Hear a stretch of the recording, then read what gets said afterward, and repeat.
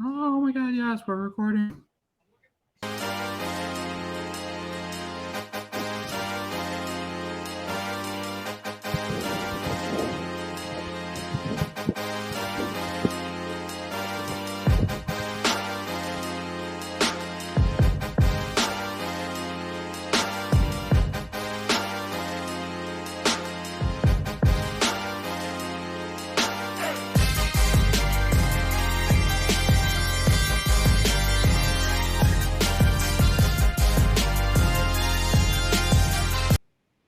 Okay, that was going on way too long. I need to just nix that right off the bat.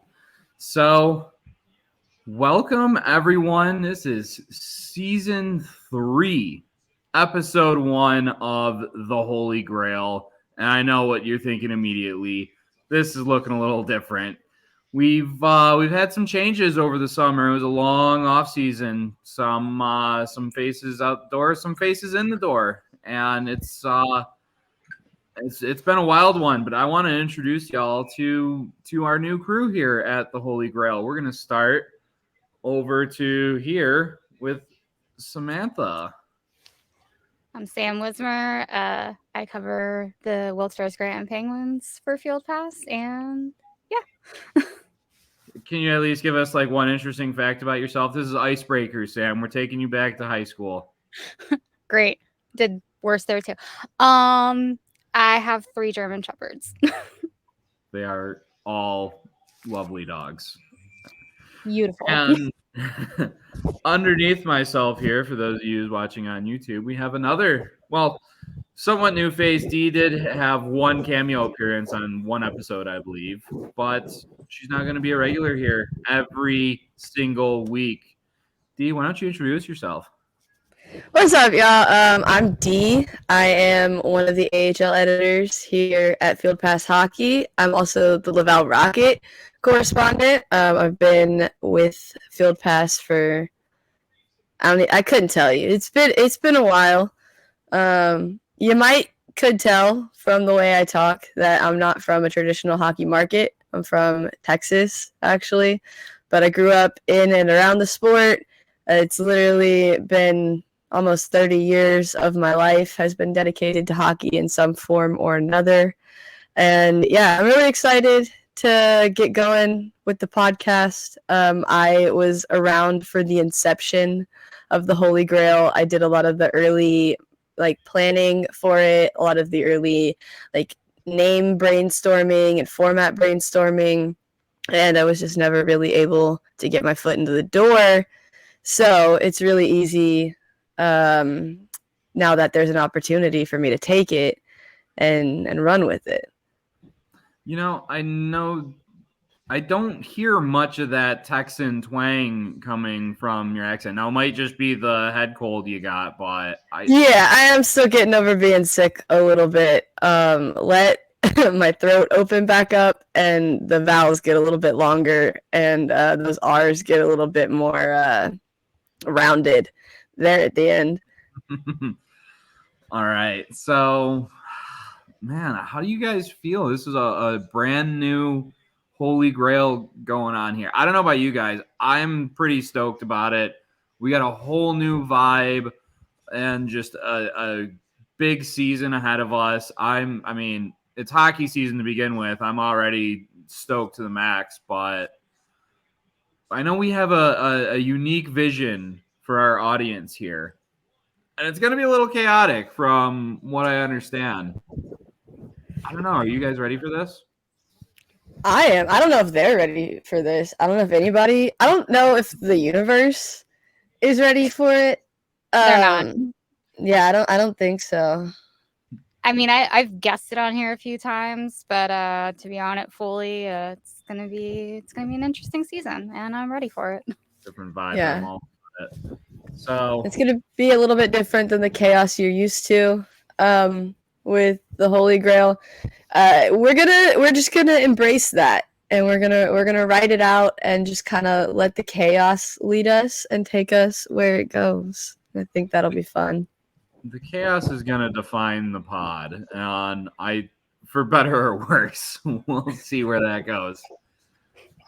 But before we get too deep into we do have a bit of an ad read for y'all because we got to keep this operation up and floating about. So the NFL season is going strong, and DraftKings Sportsbook is hooking new customers up with an offer that's even stronger.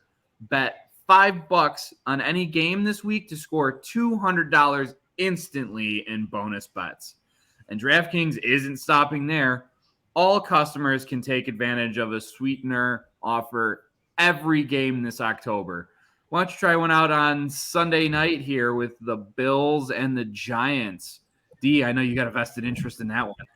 I do. I'm a big fan of Josh Allen, and that's not to say that I know anything about football. I think he's neat. It's the vibes. It's all about the vibes.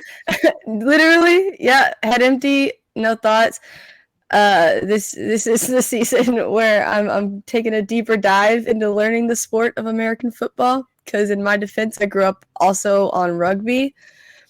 So last season I learned the very basics, and this season I know what roughing the passer is. So we're working on it. But yeah, I got a very vested interest in Josh Allen. Absolutely. And he went to college in Wyoming, another state renowned for its Cowboys, so I can see where the energy is coming from. Yeah, anyway, I didn't know that, but that makes sense. You know what? You learn something new every day. The Bills are opening up as a 12.5-point favorite on the DraftKings Sportsbook app, so do with that what you will. Maybe you like the Giants as the underdog. Maybe you like the Bills to just keep running along. But you want to get in on the game day greatness. Download the DraftKings Sportsbook app now and use the code THPN. New customers can score $200 instantly in bonus bets when you bet $5 on the NFL. That's code THPN. Only on DraftKings Sportsbook, an official sports betting partner of the NFL. The crown is yours. Gambling problem? Call 1-800-GAMBLER or visit www.1800gambler.net. In New York, call 877-8-HOPE-NY or text HOPE-NY 467-369. In Connecticut, help is available for problem gambling. Call 888-789-777 or visit ccpg.org. Please play responsibly. On behalf of Boot Hill Casino and Resort, licensee partner Golden Nugget Lake Charles, 21 plus, age varies by jurisdiction, void in Ontario. Bonus bets expire 168 hours after assurance. See sportsbook.draftkings.com/football terms for eligibility and deposit restrictions, terms, and responsible gaming resources. Now I understand when they play those on the radio that just goes really fast and blah, blah, blah, blah, blah, blah. But it has to be said. Anyway, I think you did amazing, personally. You know what? I didn't want to pump my own tires, but I think I kind of killed it. You did. Yeah, You did. for You sure. honestly did. Well, I appreciate the validation, honestly.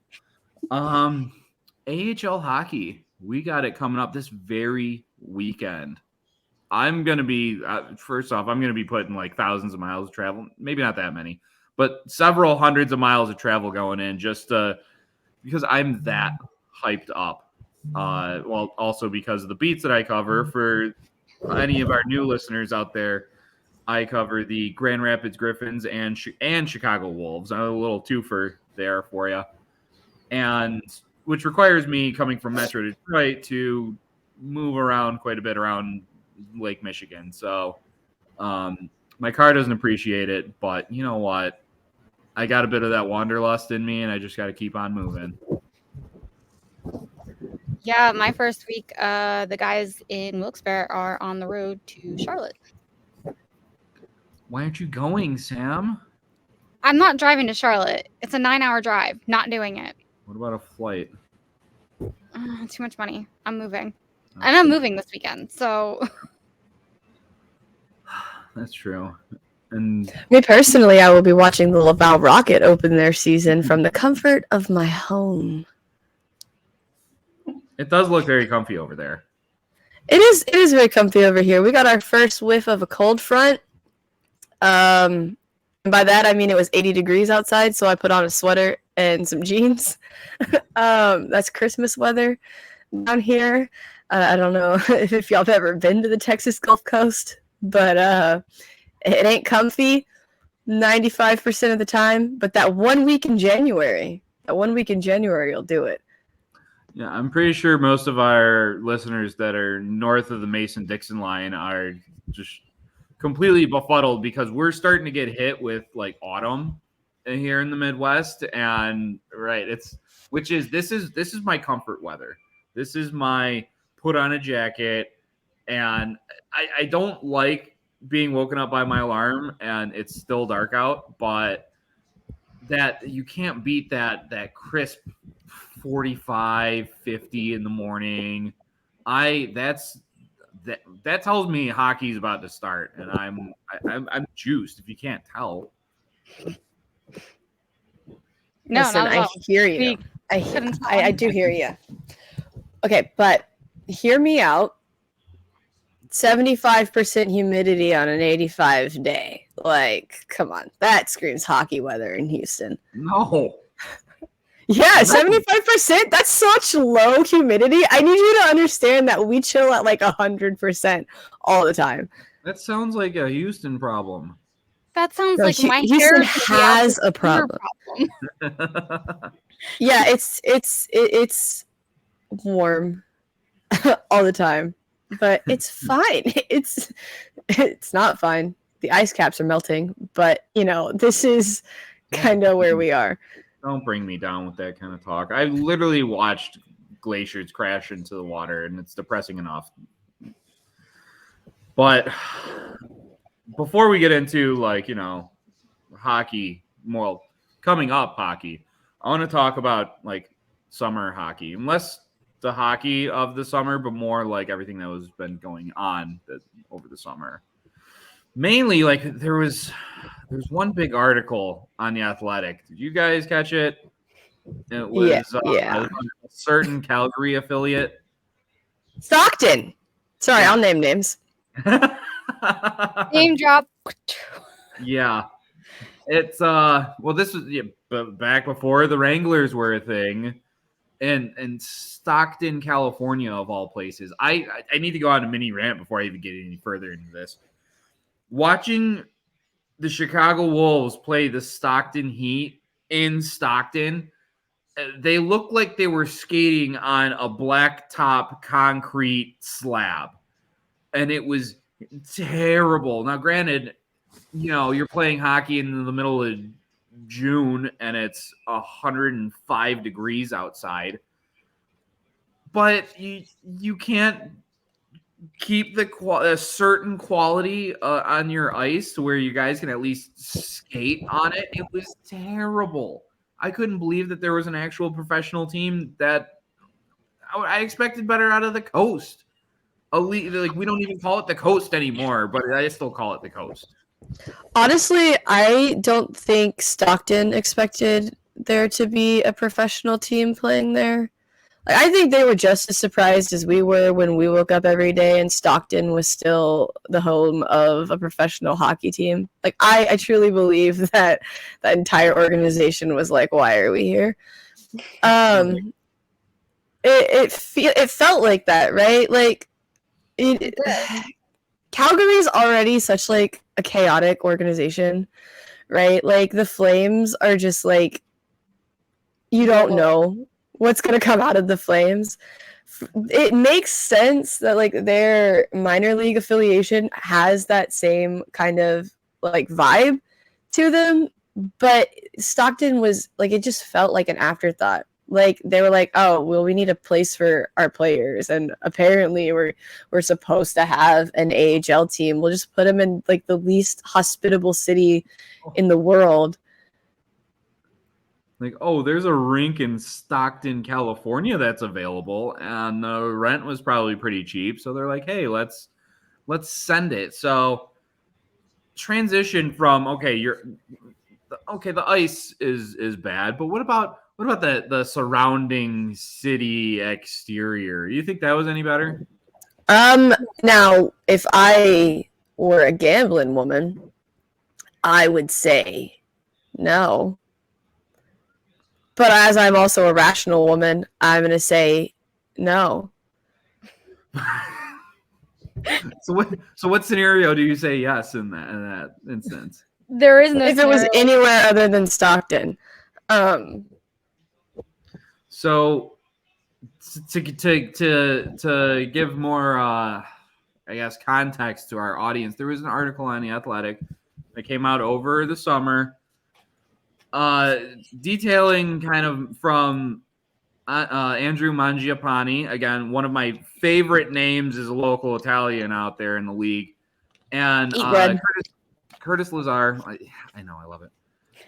About just the conditions in Stockton while they were there, and they were given instructions from the police about like maneuvering around the city. Curtis Lazar said the bus pulled up and there was a dead body on the side of the road. And then you're just supposed to be like, okay, boys, let's do some drills here. Right, here's the thing, like, how are you supposed to do your job well, right? I mean, at the end of the day, yes, they are professional athletes, but they are doing their job. They're doing a job. How are they meant to do that job and do it well if they're just kind of constantly worried about their safety and like whether or not they can bring their families out to freaking California with them? Because I mean, not everybody who plays on a team is from that city or that state or that area, right? I feel like I have it a little bit skewed because the Laval Rocket at any given time has like 4 players from Laval on the roster, and then everyone else is basically either from Finland or the rest of Quebec. But that's not the norm, right? Like, you've got players from Europe and you've got, you know, players who are from all different parts of this continent, Canada and the United States, right? So, like, how can, like, they can't see their families because it's not safe to bring their families into a city. That's so isolating.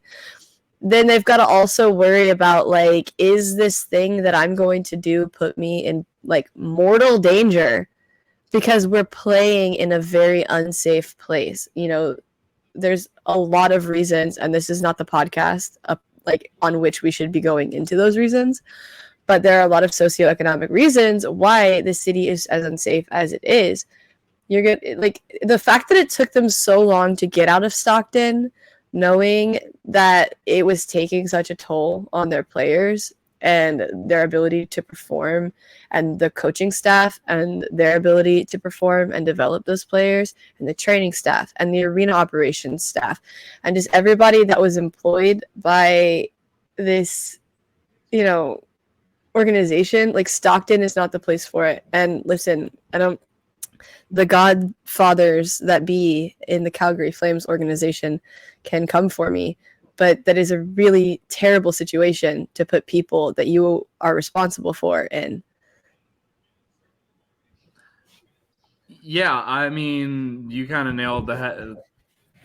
I almost said you nailed the head on the nail there. That would have been. Oh, I get Yep, that's it. That's the phrase. Major mess up, episode 1. Cool. We're already off to a great start this season. Yeah, but right. It's so coming from my own personal experience in the construction industry. Like, if there's an accident on site, say, and someone unfortunately passes away, they shut the site down for a while and they send the people home, and you know, hug your loved ones. Not okay, boys. So practice at 3. We got video session at 12. I can't imagine like the psychological notion of that whole thing where it's like you can't even feel safe. You got to go from home to the rink and back, and like don't go outside because you know some cartoonish villain's gonna be sitting over there over your shoulder in the middle of the night or in the middle of the day. You know, I can't imagine the team bus is traveling at 3 a.m. and you just see a body there and it just wasn't cleaned up yet. It's really incredible. You kind of see you don't really see a lot of this stuff behind the scenes while it's occurring, but then after, it's always something that kind of comes in a year or so afterwards. And now that the Calgary affiliate is now very snug in its parents' house, and they don't have to pay rent, as opposed to paying cheaply in a sketchy part of town. Now they're down in mom and dad's basement, and they're just kind of, I guess, saving up some money, maybe get their own place later on. But that was just a horrifying story that I read about. And then they were also told to not wear blue or red because gang colors. I forgot about that. Yeah, you have to keep in mind the Bloods and the Crips. That's still an all-out gang war in Southern California. Yeah. I mean, that's been going on forever. Decades. Yeah. Listen, I wanna hit on something too that I thought of when you said that they can only go from work to home, and then maybe like 2 other safe spaces, right? Keep in mind that for a lot of these people, home is the same place everyone you work with lives, and you don't get to pick where that is. You don't get to like carve out a space where you're like, I feel comfortable here, because you're staying in a hotel that the team is paying for you to stay in with everybody that you work with. Like, I want to go back to how isolating that is. When you only have a handful of places that you can go, and the only time that you're able to really just kind of like make decisions for how you want to spend your time and where you want to spend it is when you're on the road playing a different team, and you're maybe only in that different city for a day or two. That takes such a toll on, like, think about COVID, when we could literally only go to the grocery store, the doctor's office, and home if you were in a state like I was, like Colorado, where I spent the majority of the initial couple waves of COVID on lockdown. It's so isolating. It's detrimental to a person's state of mind. Like, the day things started opening back up and I could get a job, I think got one like 2 days later. Like, it's ridiculous. It hurts you physically, emotionally, and mentally. I don't want to relive those days. Those initial lockdown days. That was pretty terrible. Like, right, but that's the one little like analogy that I can think of. Like, that's what that is. If you can go to work and you can go home and you can go to the grocery store, because think about it, your doctors, they're all at work. Your gym, it's at work. Yeah. Your friends are all at work. You can go like 2 places, 3 places if you count like your buddy's neighboring hotel room that you have like the weird pass-through doors for. It's so wrong. Terrible. So luckily, no one's got to go through that situation anymore. But yeah, that was of a lot of stuff happened over the summer, but that little piece in particular, like, really caught my eye with just kind of the conditions that some of these guys go through, in their hometown, at least for their home for 6-7 months out of the year. And it really just kind of had me thinking, like, well, how do they just what this does to your psyche, and how do you deal with that in the day-to-day? How do you focus on practice in the game when, I don't know, you hear some guns popping off in the middle of the night and you got a big game coming up the next day, but now I can't. How I have to lay down and get some rest and go to sleep after that? I don't know. Somehow they managed, because I mean, like, Stockton, really good. Yeah, really good. They managed. I don't know. I guess it's a testament to, I guess, some things that we don't see. Maybe the coaching staff support of the players, the players' support of each other. Maybe just like the love of the game. like it. But the things that they went through, and then they still managed. Like I couldn't do that. I I don't know. I have like 2 red lights on my way into work. That's adverse conditions for me. And I have decided it's going to be a horrible day. And I'm actually not going to do anything at work today. That's not true. I do a lot at work. But I don't enjoy it. And I probably don't do it as well as I could. Right. And I just work retail. Like it's hard in its own way, but it's not on the scale, the sliding scale of difficulty. It's not like a professional sport where my body is on the line. I don't know. It's a testament to that Stockton was able to perform the way that Stockton was performing while they were in hell, basically. Do you think they were like some of the guys were in weekend series in San Diego? Oh, they were out of that city as often as they could be. I guarantee it. Like if they had, I don't know. I guarantee they all piled into whoever had a vehicle and was in charge of driving people around, and they were like, "All right, well, we're gonna go to like wherever we can. That's not here." I mean, you have to, right? Like you kind of have to. Yeah, find a way to escape, get your mind off the situations of the day, and it's right, like you said. I think a lot of it when you're sharing that experience with your brothers, basically, and your sisters, everyone who's involved in that kind of shared same experience. It I can understand kind of how they kind of helped pull each other through an insanely difficult situation. But well, I mean, think about it like they say that there's no stronger bond than the bond of people who've been in combat together. It's the trauma bonding, right? Like the reason why your group of friends who have kind of all been through the same thing is such a tight bond is because like you've all been through the same thing. You all had to process it together, right? You all had to process like exactly the same thing. It's not like this is similar trauma.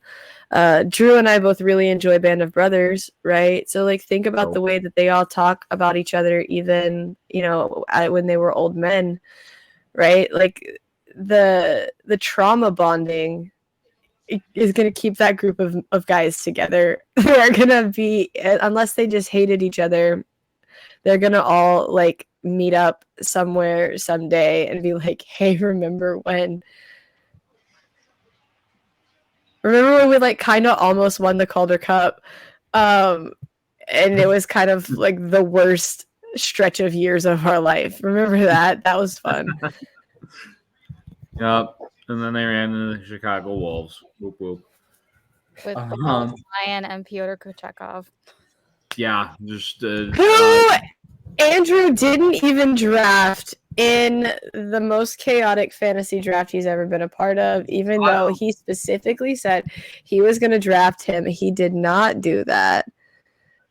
Well, because I was waiting for like last picks, right? And then I realized I have one bench spot left.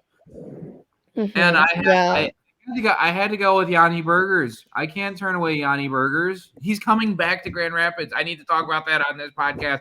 Yanni Burgers is coming back to Grand Rapids. You realize how stoked I am for that. I can't even begin to explain to you guys. I have a bobblehead of him somewhere in my room. I'm not going to go. I was thinking about going running and getting him and showing him off in the pod, but you guys just understand that I literally went out to Grand Rapids just because it was Jonathan Berggren bobblehead night, and I couldn't even interview him because he was called up to the Red Wings, and now he's back here. But he's not going to be in Grand Rapids for long. Neither is Simon Edvinsson, but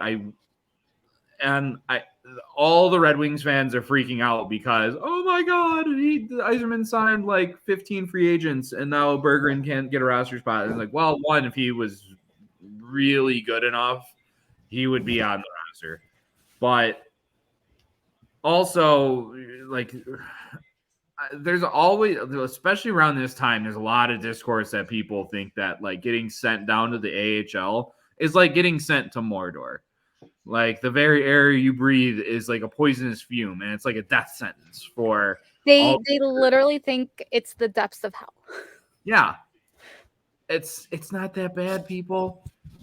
Look at, if you can turn on the TV and look at any NHL game, and like 85% of your roster played in the AHL. So if he's got to get sent back down to the AHL, it's not like he's not coming back. He'll be okay. He's not. No, yeah. Like I specifically remember watching Mikko Koivu and Darcy Kemper and Marco Scandella play for the Houston Aeros when they were still here, like before they made it to the Wild. Like I like, come on, the AHL is just there, like I said earlier, to house extra players. Mm-hmm. And also it's there to develop players into the best versions of themselves. Like, honestly, with the exception of like a handful of not even generational talents, but like all-time talents, I don't think there's a single hockey player transitioning from juniors or college or whatever to professional hockey that couldn't benefit from some time spent in the American Hockey League. Facts. And you know, I just again want to point out that even though I didn't draft him, I still picked him up, and he's still sitting there on my bench despite him not even being in the NHL. Because that's okay. Yeah, that's the loyalty. That's Cale Fleury sitting on my bench, even though he is definitely not in the NHL. I love drafting teams just based on vibes. That's how we did it. Yeah, I drafted Arturi Lehkonen in the 8th round. I got the first overall pick, and I had spent an entire day convincing everybody that I was going to draft Arturi Lehkonen first overall again, because I did that last season. Shout out to my boy. He got me hella shots on goal. I got first overall after joking around and saying if I didn't get first overall, it would be rigged. I drafted Leon Draisaitl first because I am German, first and foremost. And we stick together. And I will go on a rant some other time about what Leon Draisaitl has done for German hockey and for kids who might consider playing hockey in a football, well, I guess a soccer, dominated country such as Germany. And how much like German hockey fans love hockey, but that's like a whole different, I wrote a whole thread about it like 4 years ago, 5 years ago, maybe at this point. It's been a while. So I drafted him first overall, drafted Arturi Lehkonen. I drafted Mika Zibanejad because I want his hair. Yeah, and then we added some bench spots for our cheerleaders. I put the Fleury brothers on there. And then ended up having to start Hayden tonight, even though I don't think he played, just because it was yelling at me about how he has a game and he's not on my active roster. So that was fun. I have Alex Lyon sitting on my bench because he is third string goalie in Detroit. He finally made the NHL, and I'm so proud.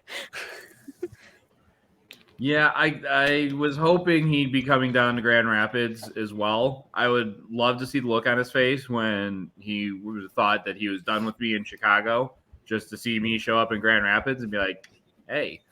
But Tampa decided that, well, I guess they didn't decide. Considering that they've had a bit of a goaltender issue, none of the teams in the Atlantic who have to send a goalie through waivers really want to do that right now, and they're all kind of holding on to it, and they're just saying, well, Tampa, you're just going to have to go with your backup and third stringer for the first 2 months of the season. So I know I kind of enjoy everybody else making Tampa realize that like they need to figure out how to do things on their own instead of trading and signing and like relying on the work of other people. I before I go to bed every night, pray on Tampa Bay's downfall. I mean, What did they do to you? when Philly put Cal Peterson on waivers, I said, "Hey, Tampa, here you go." And Philly said no thanks. Or No, Tampa said no thanks. yeah. No, Philly said, I take it back. Philly said no thanks. Philly said no thanks too. Philly said, no thanks to myself. I slept on it and realized what I did. And you know what? I was wrong. We're going to assign him to the Lehigh Valley. While we're on the subject of Tampa and Pyotr Kochetkov, there was a lot of Carolina fans freaking out because Kochetkov got assigned to the AHL. The issue with that is that Carolina has no AHL team. So they ended up having to send him to Syracuse, who's famously in Tampa Bay's hands. And I don't know what the outrage was all about. Maybe it was just because he wasn't starting lineup. Maybe they thought that by sending him to Syracuse, he was at the mercy of Tampa Bay's coaches and they were going to like run him through the gauntlet or make a voodoo doll out of him. And in case they met up in the playoffs, they were just going to stab his legs and he wasn't able to make a pad save. But I think everyone was hitting a panic button for the sake of hitting a panic button, but that's sometimes just the case of social media and people just finding a reason to freak out when there wasn't really a reason to do so. I feel like that also feels like Carolina, though. They are. Listen, there's one thing you cannot say about Carolina fans. You cannot say that they are not passionate, right? They are very invested in their team. That's like the one like hype train I can't get behind is like dunking on Carolina and Carolina fans. Like they're not my cup of tea. But Carolina fans love their team and they are concerned about their team. They kind of like they rival Canadian fan bases with how much they care about their team. I don't want to say they were like doomsdaying, like what if they're soft launching a trade? Like what if he's not on the like in the organization anymore? What if this thing they just didn't want to tell us and blah blah blah blah. I think it's easy to forget that if you don't have an AHL affiliate, if you've had, trouble hanging on to an AHL affiliate for whatever reason, right, that those players have to go somewhere.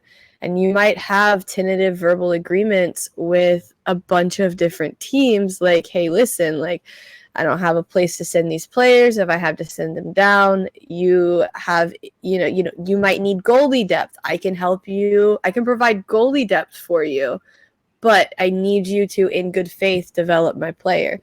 I think that's what people don't realize is that the AHL, when they have those kind of agreements, they're not out to sabotage the player. They are not out to purposefully hinder the development of this player just because they might have to play against them someday. If that was the case, they'd never be developing anybody because everybody gets traded and everybody goes to different teams.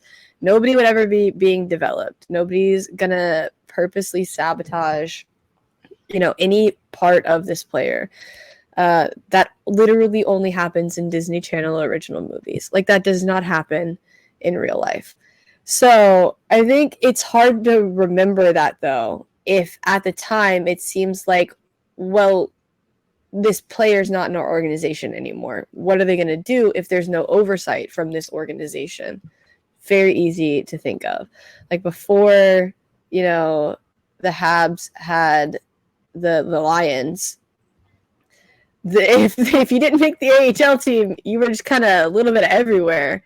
And nobody knew where any of, because, yeah, sure, like they had, ECHL teams around and everything. But like with the Lions, with it being like a super streamlined part of the process, with them being in such close proximity to both Laval and Montreal, it's literally like an hour and a half away. It's like, it's not far at all.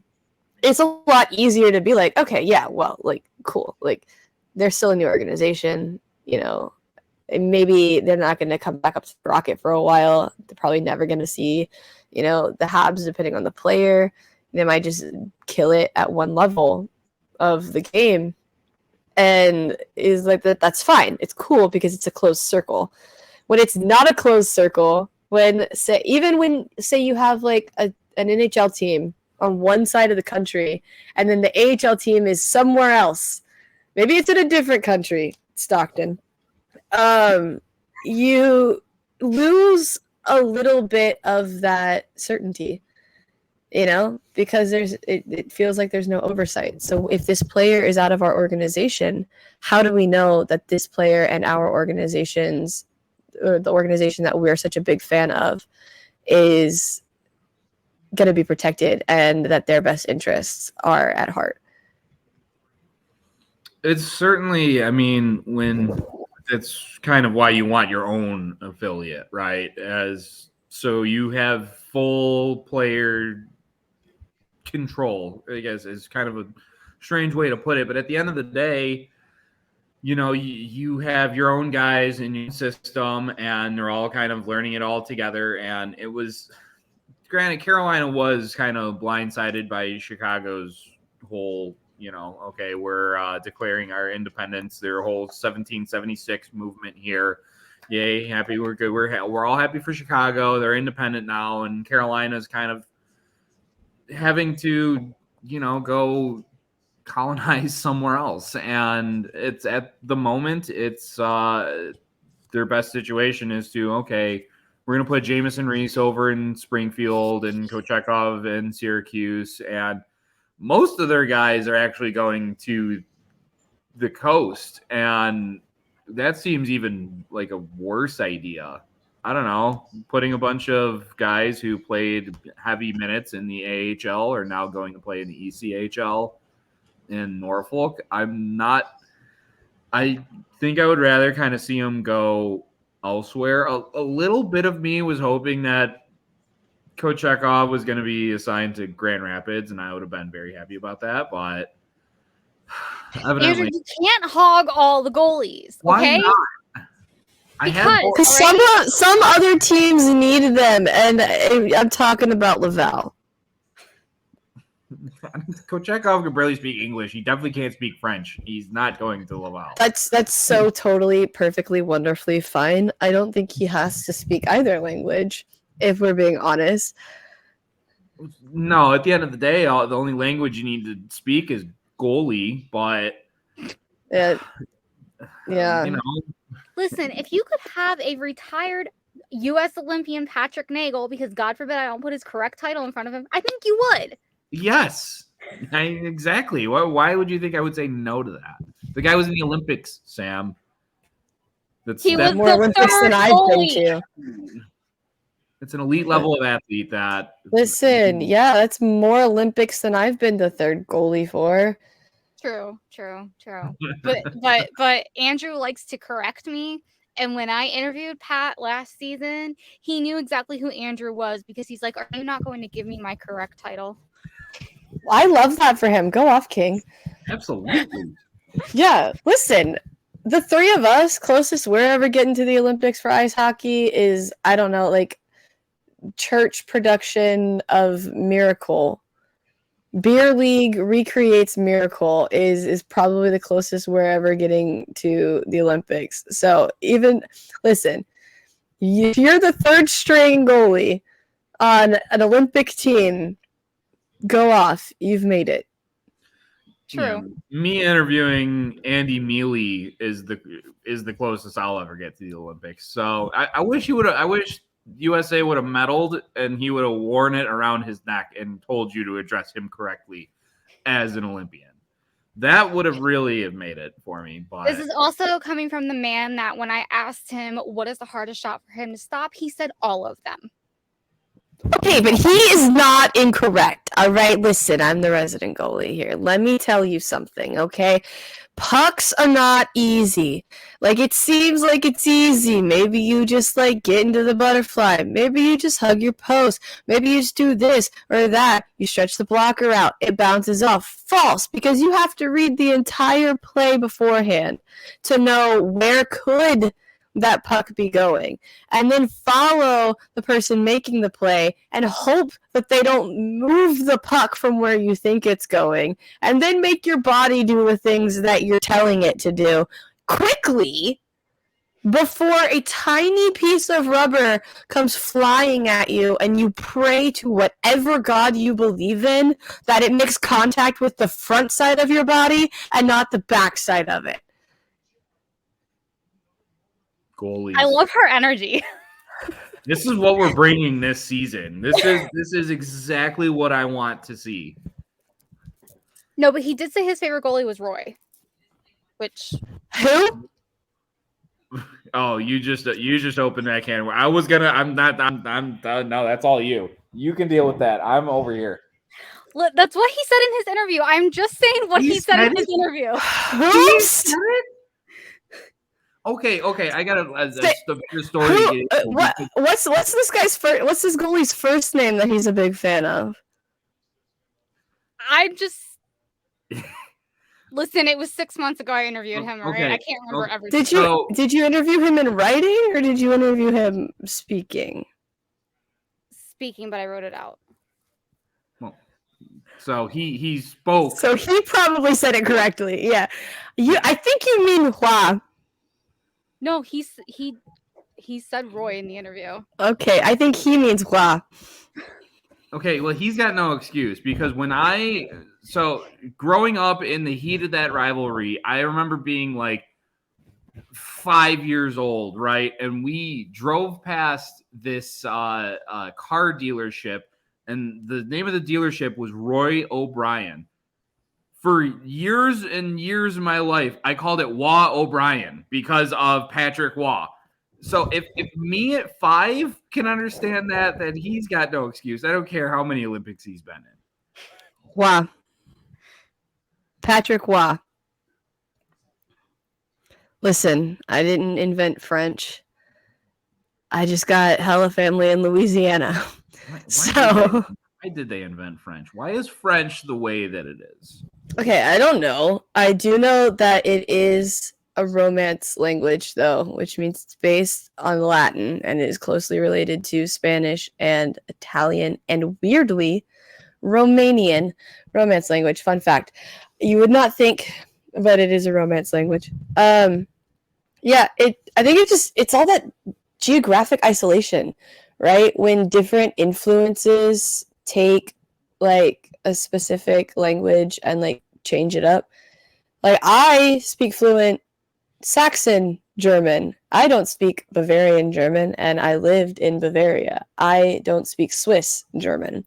I don't speak Austrian German. I don't speak Belgian German.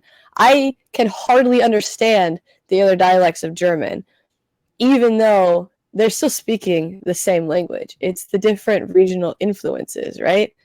So I guess they took some Romans and then made them real hoity-toity and gave them a freaking penchant for vowels, and had them just add a million of them into every word, and boom, you've got French. Please don't come for me, Francophones. I love you, and I love your language, and it's really pretty, and I wish I spoke it. And Bon Cop, Bad Cop is one of my favorite movies. Okay, thank you, bye. Yo, a little history lesson there for you. I bet you weren't expecting that on this episode. First episode out, we got a history lesson. Thank you, Dia. History and linguistics. Just rolling it all into one. And then... Well, no, she's right. Every language does have its own dialect. Like sign language, some, like the region out here in Pennsylvania, like the eastern region, will do this for birthday, like pull on the ear. But then out in Pittsburgh, they'll do like this for the hospital bracelet for birthday. It's a dialect. I speak different English than Dee does down in Texas, and we speak. That's true. We got triple contractions down here. We say things like y'all do. That's beyond my Midwestern mind. And then they speak different English in Australia and in Ireland and in Scotland. So it's the same thing. It's just with words that we don't understand. I got a couple fun facts that I just thought of too. Speaking of Pennsylvania, the Pennsylvania Dutch language of the Amish. It's not actually a dialect of, or an offshoot of Dutch. It's an offshoot of the German language. The Amish were German religious asylum seekers. I don't really know what to call them. Anyway, they fled for religious reasons. They were German, not Dutch, but because Americans are very bad at actually interpreting the things people are saying, they got Dutch instead of Deutsch. And yeah, so that actually is an offshoot of the German language. And speaking of having different dialects of English, and Quebec and France both speaking French, the Quebecois, the language in Quebec, actually developed on its own, separate from the Catholic Reformation that was happening in Europe at the time. And that is where you get all of the fun Catholic influence swear words that Quebecois has. So when you hear the Quebecers swearing in Quebecois, they're saying things that sound like, to an English ear, they're talking about church. And that's because in France, they would be. Okay, now that's starting. There's one big one. I'm not going to repeat on this. It means tabernacle. Yes, it does. Yes, exactly. Okay, I just wanted to be sure that we were on the same page there. Wow, I didn't know that. Again, who would have thought you'd be getting a history and linguistics lesson here on the Holy GrAHL? But that's what we're here for. We're just gonna it's just gonna be a common theme this season of us just flipping you upside the head with stuff that you didn't know that you need. I'm ready for it. Speaking of getting swiped upside the head, I have been looking for a good transition to introduce this clip. This has been my favorite thing from the entire offseason because the Anaheim Ducks and LA Kings played a preseason game down in San Diego. And so as kind of a whole show of solidarity, they had the mascot of Anaheim and San Diego kind of coming out and waving some flags and getting the crowd all pumped up. And like immediately I was just thinking in my mind, like, so San Diego last year, to be kind of nice, was the worst team I've ever seen at this level. And I'm thinking there's only one way to go, right? You got you got to go up. And for those of us who are on YouTube, you're going to be getting a nice little treat here because this clip is just when you think you can't get words, look at him. He's trying, boom, eats it. Poor Gulliver. And then he falls again. Like that was just their whole season encapsulated last year, and just and then he tries to get up. You can't all see the goalie, but he does eat it again. And I love how Dostal just looks. Or no, that's not him. Never mind. I believe that's Gibson. I don't know. Okay. I don't know the numbers. But yeah, I love the reaction from the Anaheim mascot. Like you can tell, look at him. He's like, be careful, be careful. Oh. He's like, and that's why you're not an NHL mascot. You're still developing in the A. Exactly. Listen, the AHL's so good at development, they develop the mascots too. You gotta hats off to them, props where they're due. Right. Yeah, Gulliver's seriously just not ready for that next level yet. I mean, he's got the spirit, but clearly not the skill. Yeah, Kid's just adjusting to the bigger ice surface. He did come over from pond hockey, so he's got a more uniform ice surface. It's a little bit larger. It's more rectangular in shape. He does have to adjust to that, as well as, playing in front of fans for the first time. It's not easy to adjust to mascotting in front of fans for the first time. Are we just going to continue dunking on San Diego until they give us a reason not to? Yes. I want San Diego to do so well. Like, my favorite thing about the West Coast teams in both the NHL and the AHL is that, like, they have so much fun with it, right? I want them to do well because, personally, I love hockey in non-traditional markets, except for Arizona. But like I want San Diego to do well because like they should have a really good system. You know what I mean? Like they've got some like really solid players that are going to be coming up through San Diego, you know, and into the pros. I want them to do well. I don't understand what the disconnect is, because when they are on, like when they are playing and they're having a good game, that's a fun game to watch. But when they're letting themselves get beaten to oblivion, it's like nothing is clicking and it makes no sense, and it hurts because like they have so much potential, and I really want them to live up to their potential because, like I said, me personally, I love hockey in non-traditional markets. I love hockey where hockey should not exist, and I love it when, okay, not the Vegas Golden Knights, but I love it when hockey teams in markets that shouldn't have hockey teams succeed, and it makes everybody mad, except for Arizona and Vegas.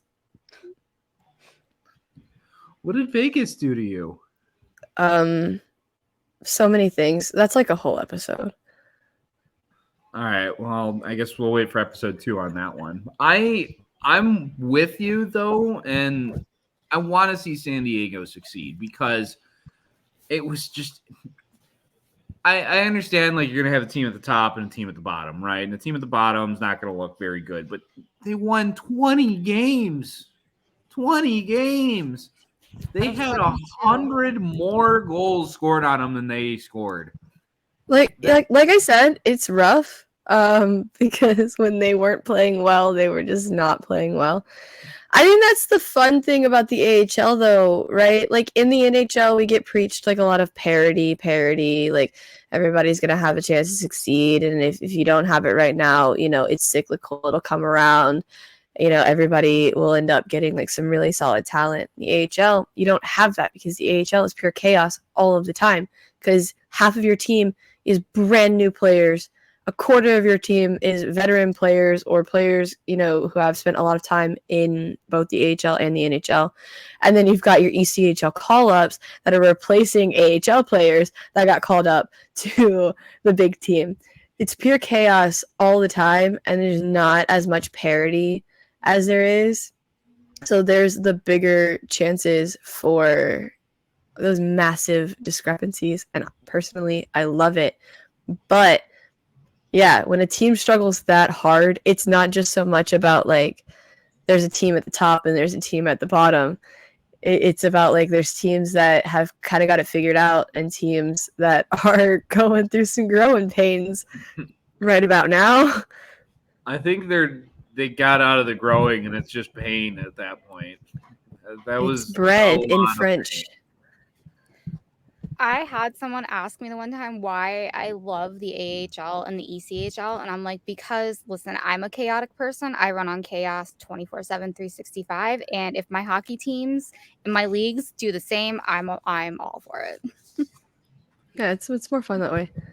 It is. It's like I've been watching a lot more college football than professional football lately because the chaos. I love it so much more. College football, 10 out of 10, way more fun than professional football. It's a lot of different rules though. So trying to switch back and forth between the two while I'm still trying to figure out the sport in general is great. But the other day, I learned that when you're lining up on the O-line, your helmet has to break the plane of the center's waist. Didn't know that. Learned that the other day because somebody got called for an illegal formation in a game that I was watching. That was a lot of fun. Was it Nick Bosa? It was not. That man is so long.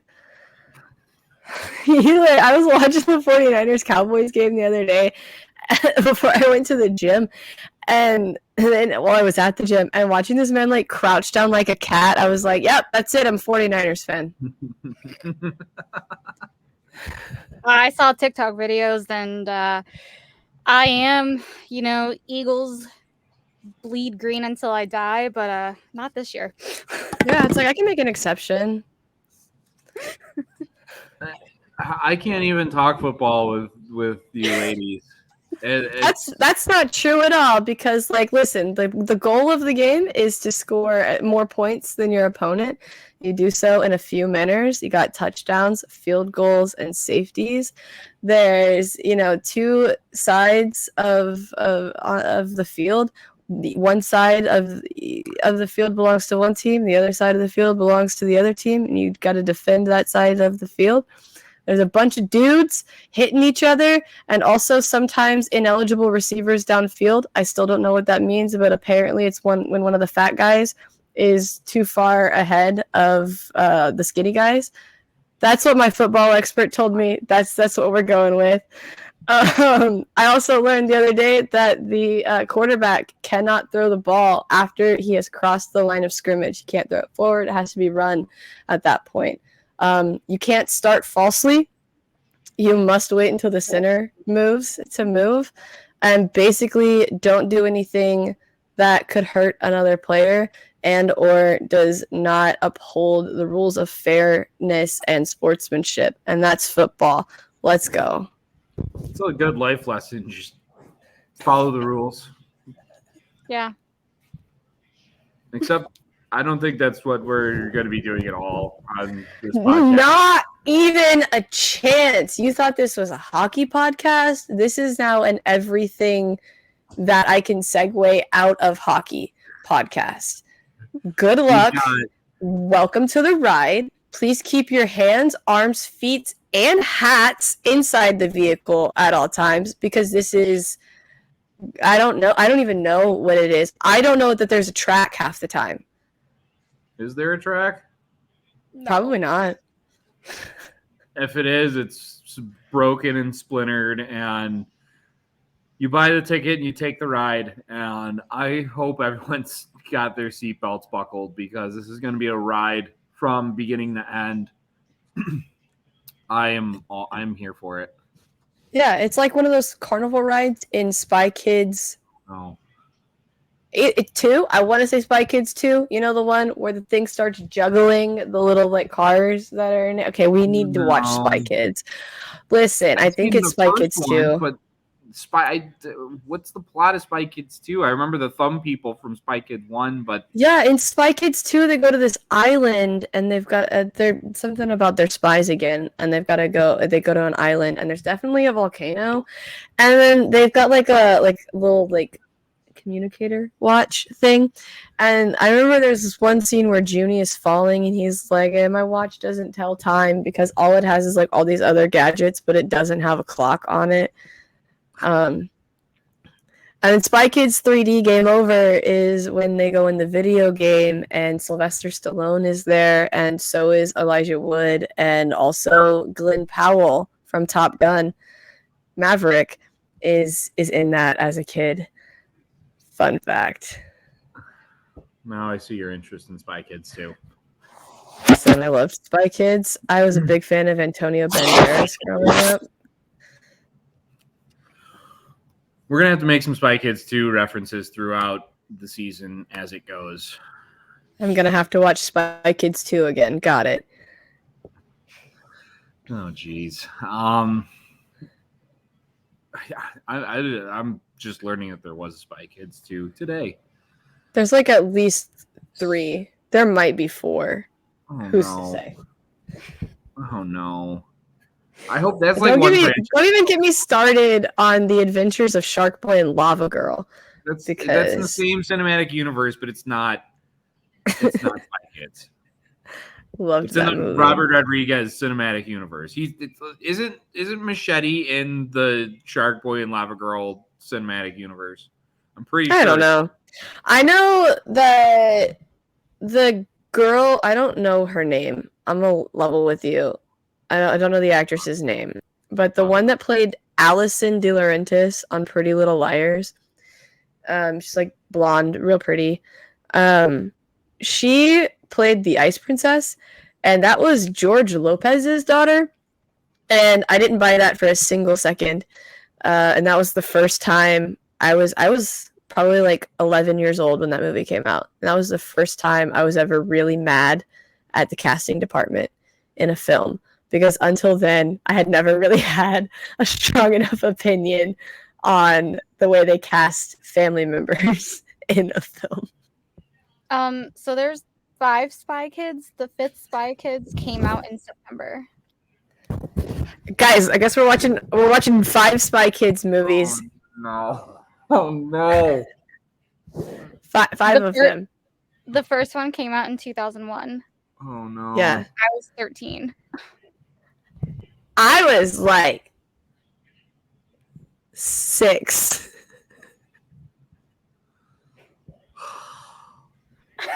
Five? There's 5.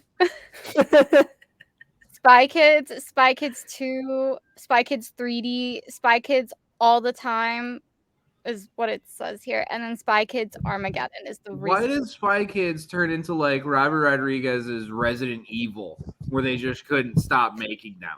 Or Fast and Furious. Or yeah, I was gonna say Fast and Fast Furious Furious for sure. is in its own nightmare. Have we ever talked about how I've seen every other Fast and Furious movie? Like, I haven't seen the even numbered ones. I've only seen the odd numbered ones. You started it too? Do you not know even and odd? Because 1 is odd, and so is 3, and then 5, and then 7. I've never seen the even numbered ones. I've only seen the odd so you numbered started ones. at 2. Oh. This man pays taxes, folks. He votes. He drives. He plays golf.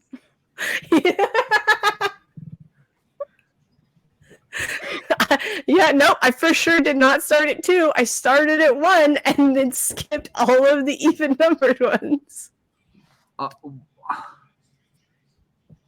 I was so flabbergasted by your Yeah, method. I couldn't even. I missed a It's not even. It's not even like a purposeful methodology. It's just kind of that, like, I've only ever watched them when they're on television. So I haven't actually watched them in order. I have no idea what the plot is. I just know that I have never seen an even numbered one because I catch every other one of them. And I think I watched it in like 1, 7, 3, 5. I don't know. It's it's an impressive willful avoidance of purposefully watching Fast and Furious movies. And that, folks, is what you have to look forward to all season long. All season. So wait until we talk about how I only recently saw The Mummy. Oh, and Jaws? I'd never seen Jaws. I like 70s and 80s cinema more so than most 27-year-olds, you know? I like 70s and 80s cinema. And I had never seen Jaws until literally this year.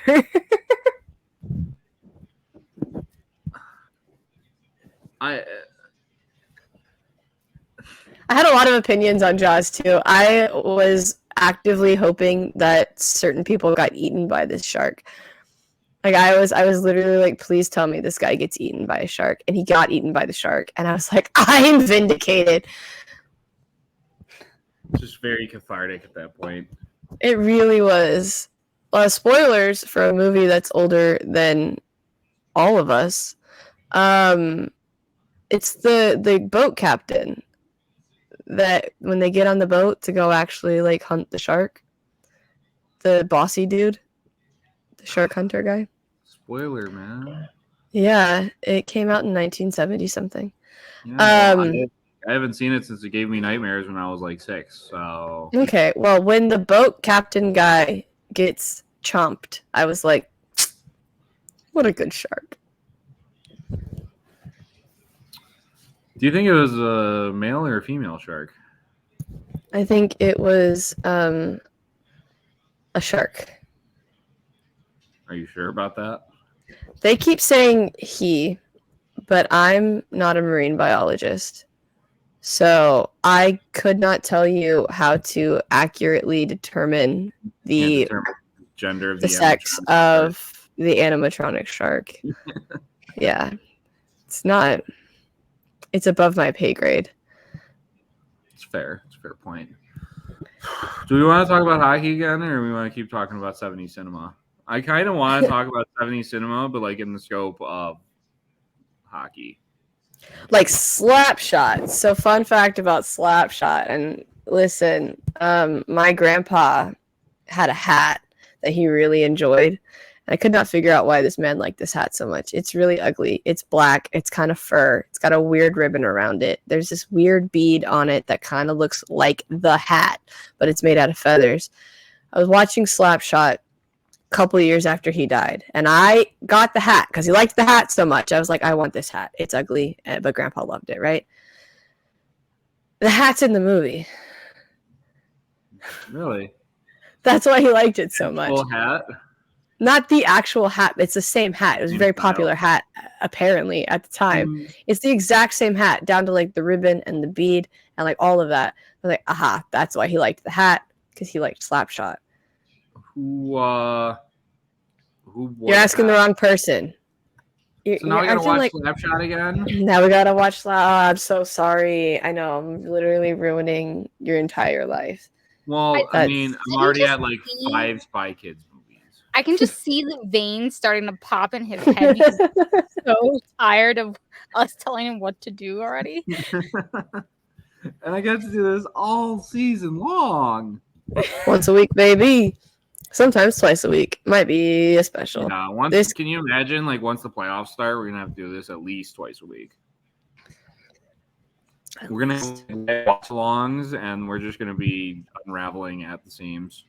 You're going to get so much great commentary from me. Yeah. Sam's never seen them, but I have shared snippets of my game notes from when I'm actively watching a game and there's something I would like to comment on.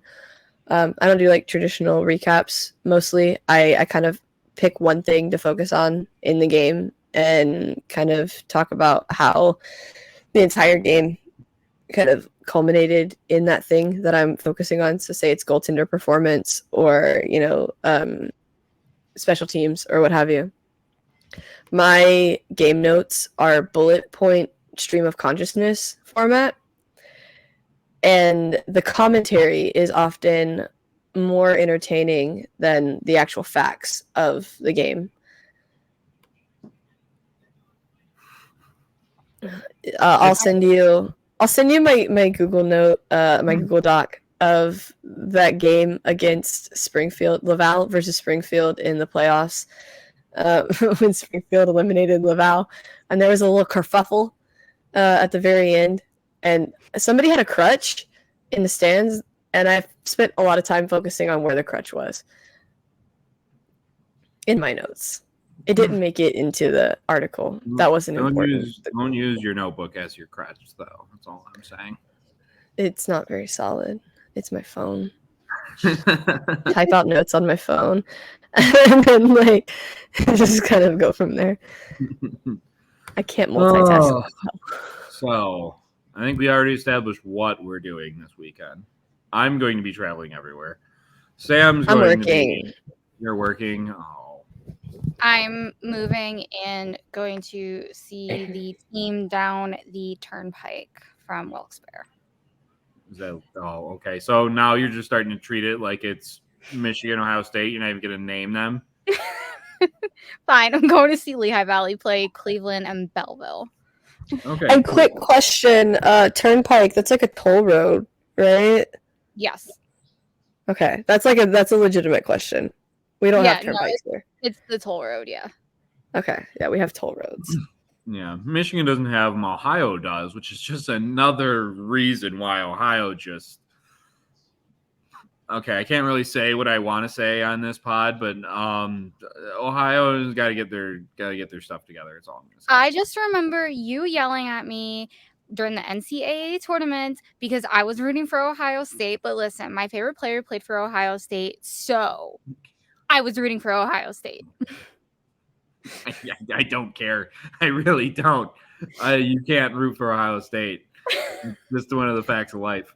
Yeah, I have no investment either way in teams that far north. Listen, yeah, I'll be at work. I will be setting up my Apple TV on our tiny little TV that we have at work, that we have a PlayStation and a PlayStation 2. So a PS1 and a PS2 hooked up to. We play a lot of Guitar Hero on it, except for on Saturday. Well, except for on Saturdays when I work, because I don't work on Sundays. But on Saturdays when I work, it's college football Saturday.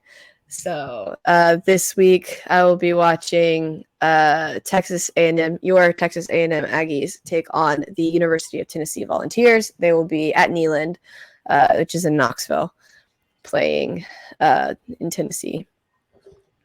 The Aggies lost to Bama last week, and I crocheted a blanket about it. Is it held together by your tears, or something like that? Yeah, that was a bad loss. I watched it in real time. I could just the first half was great. It was such like tit for tat. Like both teams were kind of just like standing toe to toe, and then penalties in the second half shook the confidence of the Aggies. And that's the thing about Bama, is that you cannot give them that foothold, because they will just murder you with it, even though they've been so hit or miss lately. You cannot give them a chance to keep shaking your confidence. And listen, no excuses, right? But Texas A&M is on their backup quarterback, and even though he was a starting quarterback up until recently, he is their backup quarterback, and that's gotta be so nerve-wracking, especially considering he didn't think he was going to have to take on Bama this season. Everybody thought Connor Wigman was going to have to take on Bama this season.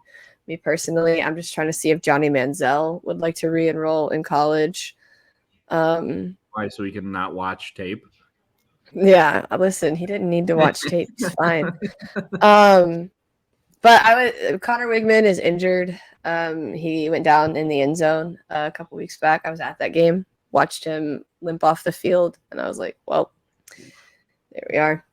Yep, that was my first game at Kyle Field. It was my first live and in-person Texas A&M Aggies game ever, and I had a lot of fun. It was great. But, so I don't think Johnson was prepared for Bama, because if I don't think I have to go up against a powerhouse team and a powerhouse coach like Nick Saban, I am not going to be mentally prepared for the day that I have to do that. Understandable, but college football plays on a Saturday. The season starts on a Friday. How many games do we actually have going on Friday here? I'm looking at this. I think all teams play Friday. I think all of them, yeah. 9, 10, 11, 12. No, because Chicago doesn't play until Saturday. Wow. But yeah, Friday, I don't think I can convince everybody to watch hockey with me. I can convince so many more people to watch football with me. Laval is opening up against Abbotsford. Yeah. Why? They like to, because they really like playing the Canadian teams. So you know how they have so much say in their schedule in the AHL, whereas like the NHL doesn't. Like Laval loves playing against the Canadian teams. They will play Abbotsford, they will play Manitoba, they will play Belleville 1.5 million times, in Toronto, and all of them. But they will also play Utica if given their way, which they are often. They will just play Utica 1.5 million times. But yeah, opening up against Abbotsford, it's gonna be interesting. Once again, the Laval roster looks completely different. Next week we'll go more in depth into why they look different, and how the differences have affected everything. But yeah, again this season I'm just kind of mad that a bunch of players that were really good for the team are no longer with the organization. Specifically, I don't know, all of them. Yeah. That guy, yeah, he's my favorite. No, all. I was gonna try to pick one, but I can't. There's like a lot of the players that they lost. Not even necessarily like fan favorites, but they were my favorites, and it's kind of sad.